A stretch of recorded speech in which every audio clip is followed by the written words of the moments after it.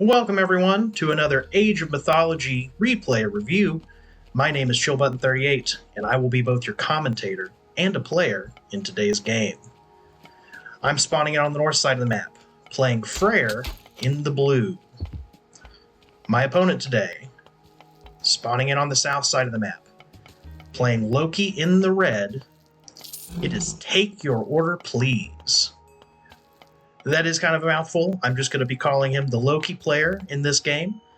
I know we've been seeing a lot of Norse games on the channel, and this is a Norse mirror of sorts.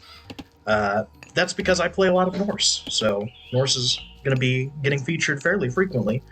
But if you'd like to see one of your games reviewed on the channel next week, leave a comment below the video with your gamer tag and any specific requests for matchups, and I'll see what I can do.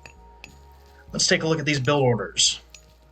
So, the Loki player has sent all of his original villagers over to the chickens. That is not something I've seen before. He is getting good food buildup because of it. Then we've got 2 dwarves and a villager coming on to the gold. I don't see any wood gatherers yet. I'll have to check back on that and see when those come out. Meanwhile, I'm doing the fairly standard Norse Open that I've gone over before, with the exception that I have opted not to send a villager to gold, and I will just be putting dwarves onto my gold mine. I've also gone ahead and gotten my pickaxe, playing Freyr. That's going to be cheaper than it normally would be, so you can get it pretty early on, and it'll pay itself off relatively quickly. I'm taking the hunt instead of the chickens. I like to save my chickens until after I've gotten husbandry, because husbandry is going to increase the gather rate from chickens. So, Take Your Order is opting to not go for the hunt, perhaps wanting the faster gather rate whenever it's time to start making units. So, we'll see if that works out. We do see 2 villagers out onto the wood now, and an ox cart built for this close tree. I don't know about this. You will need an ox cart at some point, and Loki does get ox carts cheaper than other Norse civs. But if you're going to be gathering the close wood, I'd almost say don't worry about getting the ox cart out. It's going to cost you 50 food, 50 wood, which is going to slow your age up down, ultimately. Let's check on the scouting patterns. So, I have gone forward and then done a bit of a circle around my base. This is pretty standard for me on the Norse. Like I've said before, the Berserk having to build your temple is kind of a limiting factor on scouting. When you're playing Odin, it's not as big of a deal because you get the Ravens, but I'm obviously playing Freyr today. The Loki player, meanwhile, it looks like he opted to go south and then go around, which has made for a larger scouting circle, but as you can see, he has the resources required to build his temple right now, and his Berserk is not back in his base, which is why I opt for a smaller scouting circle. Does look like he's gotten 2 additional cows, whereas I also have gotten 2 additional cows. So maybe on the Norse, the smaller scouting circle, not all that bad. Okay, age ups are coming through for me at this point. I'm aging up with Uller. Going to be going for some Draugr today. Magic put out a video recently talking about his preference for Freya in a lot of instances, playing Freyr, just to get the Valkyrie out and kind of use that as a scout. But I love the Draugr. I think the new units are so cool. And I think the Asgardian Bastion is a really strong god power that I'm going to be using to my advantage in this game, is the plan anyway. So as the age up comes through for me, I'm already up to 4 dwarves on the gold. No human villagers gathering there. Should probably go ahead and drop down an ox cart for this wood at this point. I could definitely afford it. Longhouse coming out. Age up coming through for the Loki player, going with Heimdall. We're going to get those Einhari out. I think that's going to be pretty beneficial for Loki players most of the time, just because the attack speed boost that the Einhari can give theoretically should increase the chances of free myth units spawning, which is obviously one of the big draws of Loki. Myth units are super good and very expensive, so anytime you can get them for free, you're going to want to opt to do that. Age up's still not quite through for a Loki player yet. I've already got my second longhouse up. I seem to have quite a commanding lead at this point, although the score does not necessarily reflect that, which is interesting. Yeah, I mean, we're tied in villagers, and I'm ahead in military value and count. But that's probably going to reverse fairly quickly now that this age up is through. Loki player has now taken that hunt. It appears to be mostly gone. Got some hares queued up. Where did all the food go? I guess they went into upgrades. And hares. Interesting. Let's check on the map situation. So I still have not expanded my my scouting pattern at this point at all, which is honestly not great. I know it's early in the game, and I am playing a rather defensive Civ, but you know, he has knowledge of where 4 settlements are on the map, including his closest settlement, whereas I know about 2 of them, neither of which are actually in a position that I can really afford to think about taking at this point. Got some military build up here. Still holding the military lead for the moment. Villagers are at parity, pretty much. And we've got some great hauls coming down for the Loki player. Now, I've seen Loki going more frequently with these cavalry units, which is interesting. Not because it's bad, just if you're going to go cavalry units, I feel like Odin gets better bonuses to cavalry, just, you know, having access to Freyr, Thundering Hooves, the Great Hall bonus.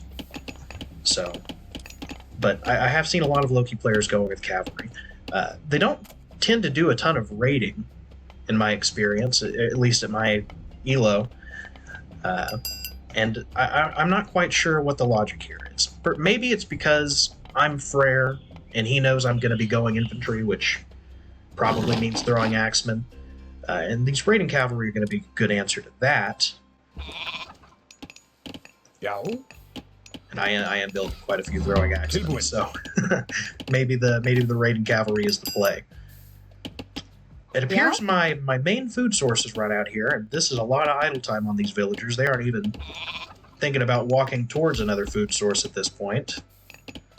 I'm not sure what my attention is on, but I can't seem to... Oh, there we go. I was building this great hall to get myself a couple raiding cavalry out to start scouting the map. That's my solution to the Freyr lack of scouting problem. Like I said earlier, I really like the Dragon. I think it's kind of an underrated unit. Just with the ability to deal damage to multiple enemies in a line. I mean, if you can position these guys right, they're gonna get you a lot of value. But that does leave you without a natural scout. So getting a great haul out, getting some raiding cavalry out, even though they don't have great line of sight, they're very fast. So you're going to cover a lot of ground with just a couple of these guys relatively quickly. Unless you accidentally group them into your army, then you're not going to cover much ground with them at all. The raiding cavalry continues to build up for the Loki player. We haven't seen him move out onto any resources yet. Looks like we did just get a second town center up. I'm going for a second town center, but I have not quite gotten it up yet, so he's going to beat me to the punch there. Now, the nice thing about playing Freyr is that I know as soon as the game starts that at some point relatively early, I'm going to want this second town center. And it doesn't really matter too much what my opponent is doing. Obviously, if he had sent these raiding cavalry in and messed with my economy, it would have delayed me. I might have had to use some of my APM to deal with that, but this second town center is going to go up at some point, especially in this safe back location. And apparently, the Loki player's answer to that is, well, I'm going to get my own second town center, and I'm going to do it a little quicker, because I don't have to spend as much on my ox carts as you do, and I can wait to get my upgrades until I actually want to fight. Whereas with Freyr, you know, I need to click my upgrades up as soon as the buildings that house the upgrades are available, because they're going to take twice as long as any other Civ's upgrades. In exchange for being, you know, half as cheap. Alright, so I'm sending my army forward at this point. I don't have any information on what he is actually making. This is just a guess composition, so I've sprinkled a little bit of everything in. And I've started doing this recently because there's been an increase, I think, in the number of games involving cavalry. And these herdmen have been recently buffed. They got a little bit extra damage, so they're not as terrible against non-cavalry units. And having a sprinkle of them is going to pay off in this fight, as those raiding cavalry go down relatively quickly. A couple of them do manage to get in on the back against my throwing axemen. That's going to be a problem, but it looks like I'm going to be able to clean this front line up pretty rapidly with these Draugr in the back supporting. Now, I'm kind of misusing the Draugr in this fight. I think what you really want to do with these guys is deliberately click onto the furthest back enemy that you can find, because their arrows are going to deal damage as they pass through enemy units. So if you're shooting at the units on the back line, you're really maximizing the number of enemy units that you're damaging. Okay, so I took a successful fight, but I did lose my front line. I can't really push into his base, so I say, well, it's time to take a town center. He can't really stop me. I've got some idle military that could really, really be useful building this town center and helping defend this position. I'm not sure why I'm not sending them over there. I guess just lost track of them. You know, the idle villager banner, whenever you see it, it's like, oh, I have to click on that and figure out where my idle villagers are. But for whatever reason, the idle military banner just doesn't have the same urgency. It's going to be there for a lot of the game, so it's easy to just kind of lose track of these little groups of units you send off to build buildings. And at this point, the Loki player does have the military numbers advantage, and it is keeping it pretty tight in the military value department. But I am going to be trying to fortify this forward town center position. Now, I know a lot of people might think, well, why didn't you drop the Asgard Bastion before you built the town center to defend yourself as you built the town center? And the reason is, whenever you use the Bastion, even though your enemy can't see where on the map you used it, they do know that it has gone down. So my fear is that if I use the Bastion, he will have some idea that I'm probably trying to take a forward town center, and he might come over and stop the Bastion, which would then stop the town center. But if you do the town center first, you know, there's no notification that goes off. So as the Bastion comes up, you'll have some protection from the town center to prevent exactly those kinds of shenanigans.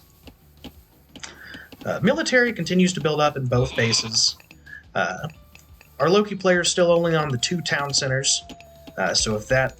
Oh, nope, that's not true. He's going up for a 3rd town center as well.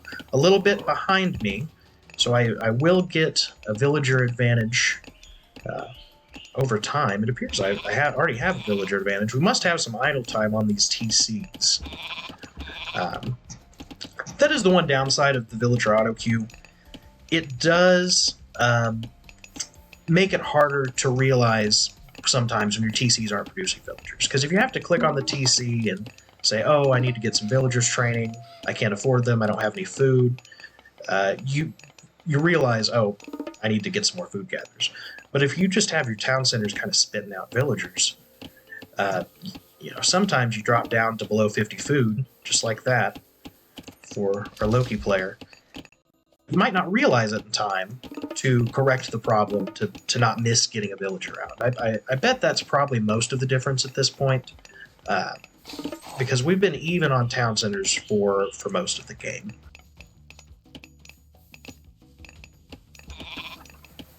Looks like most of my military is finally grouped back together, but it is in my main base. And that is because I am angling for an age up. I'm trying to go up with Aegir. I'm really not sure about that. Let me know in the comments.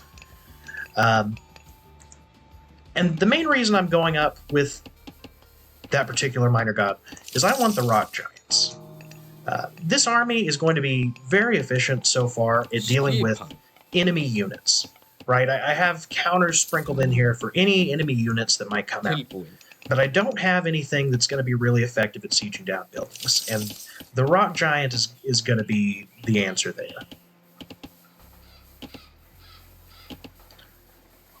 The Loki player's immediately queuing up some of those unique Bragi upgrades. We've got the first battle boar out on the field. And this is kind of a scary army for me. He is sprinkling in herdmen, and I have not actually put any cavalry units into my army, so that will be beneficial whenever we ultimately clash. I wonder if it was just those couple of raiding cavalry that I sent through his base makes him suspect I'll be sprinkling in cavalry units. But I'm opting not to.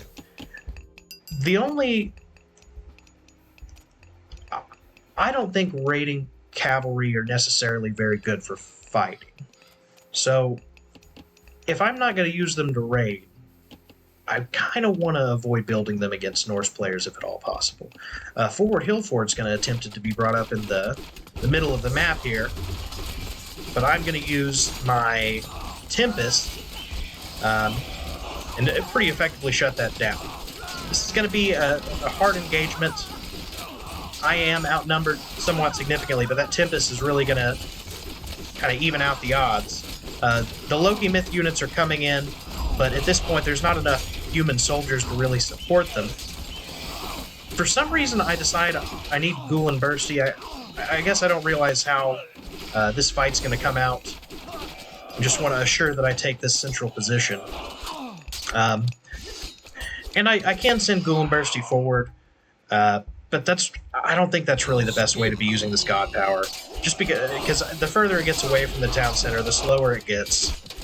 And this guy is just going to be crawling towards these buildings. He's going to provide a pretty effective meat shield to protect my mostly throwing axeman composition.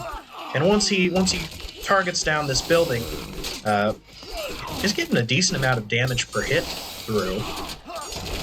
So maybe offensive Golem Bursty, not a bad idea.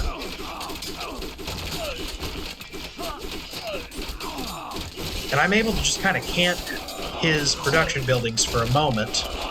But now that Golem Bursty's down, I really probably need to get out. More Loki Myth units coming in. He's got his own Draugr now. That's going to be a problem. Although this is a really good position for the Draugr. They can just fire straight through here and damage all of these units. Yeah, but the numbers are no longer on my side. These Goaty, blanked on the name for a moment. The Goaty are going to be pretty scary for this composition right now. About half myth units, so I can't really afford to be taking damage from heroes. Reinforcements come in, but mostly heroes for me.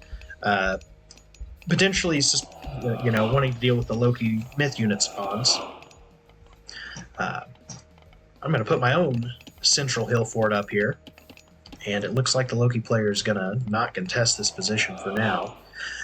Got a lot of damage onto his units. And because he didn't go through with Heimdall, he's not going to have access to that healing spring. So we've had a clash. Neither of us liked our odds. Pulled back into the base to build up a little more.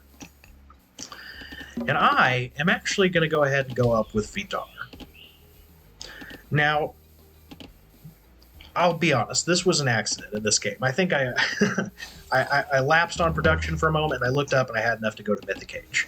But I don't think this is necessarily a bad thing to do intentionally, to rush Mythic with Freyr, especially if you're going to go Vidar, because Vidar has access to a lot of very beneficial techs. Pretty much all of Vidar's unique techs, especially the Avenging Spirit, is going to make your heroes better. The Twilight of the Gods is going to give your human soldiers more hit points. I mean, these are just really strong technologies. So if you can get Vidar well in advance of your opponent's Mythic Age and get some of those techs out, it could really swing the battles in your favor.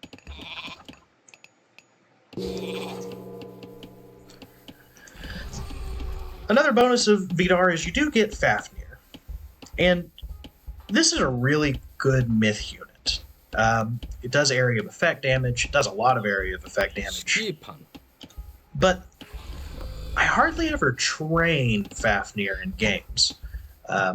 Just because of the death mechanic that when it dies, it donates 300 gold directly to your enemy. The Wolf. Inferno is going to come through. Oh my gosh. Effective Inferno. Takes out most of the army. This whole position is just going to be cleaned up relatively rapidly. Myth units are spawning in, but I don't think it's going to be enough at this point. Fafnir is just melting through everything. Does it? Oh my gosh, it gets double damage against myth units. Yeah, this thing is crazy. It's also a very effective siege, and that's going to be the game. Loki player tapping out. Yeah, with this villager disparity, it's probably well and truly over. I haven't really pushed in on any of his economic positions for this whole game, but I guess the wipe at that point, while the flaming weapons is going, is going to be decisive. Let's take a look at our timelines here. Yeah, these are some really effective fights. I guess that was probably the fight in the middle, and then that was the last fight in his base with the Inferno coming through. Let's take a look at the settlements. Yeah, we were at settlement parity for most of the game, but that third TC that I took by a few minutes before he got his third TC up really just made the difference in terms of the villager count. So, takeaways from this game. Freyr is maybe a little busted. The Draugr are just very effective myth units. They're very hard to kill for the Norse until Age 3 when you get the Goaty out. Having those ranged heroes, you can start to pick them off, but until then, these are kind of a dominant force on the battlefield. Multiple TCs with Freyr, very good.